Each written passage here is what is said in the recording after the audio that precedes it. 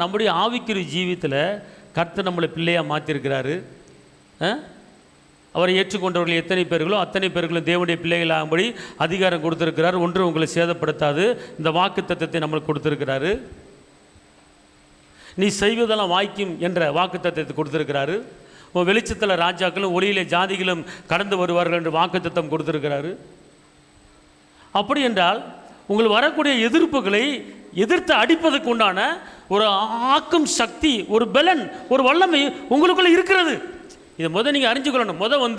யார் என்பதை நீங்கள் தெரிஞ்சுக்கிட்டீங்கன்னா அதுவே ஒரு பெரிய ஒரு மாற்றம். நீங்கள் நான் அழிஞ்சு போகிற வித்தில் பிறக்கல் அழியாத வித்தாகிய ஜீவ வசனத்தில் மறுபடி நான் பிறந்திருக்கிறேன். நான் இயேசுவின் பிள்ளை. அவருடைய ஆவி எனக்குள்ளே இருக்கிறது, அவருடைய வித்து எனக்குள்ளே இருக்கிறது. அவர் செய்கிறதை என்னால் செய்ய முடியும். அவர் அப்பா, நான் பிள்ளை. அவர் செய்கிறது என்னால் செய்ய முடியும். அந்த பவர் எனக்கு கொடுத்துருக்கிறாரு அப்படிங்கிற உணர்வு, அப்படிங்கிற சிந்தை எப்போது உங்களுக்குள்ளே வருகிறதோ அப்போது நீங்கள் ஜெயத்தை கண்டிப்பான முறையில் பார்க்க முடியும். தோல்வியை நீங்கள் பார்க்க முடிவதில்லை.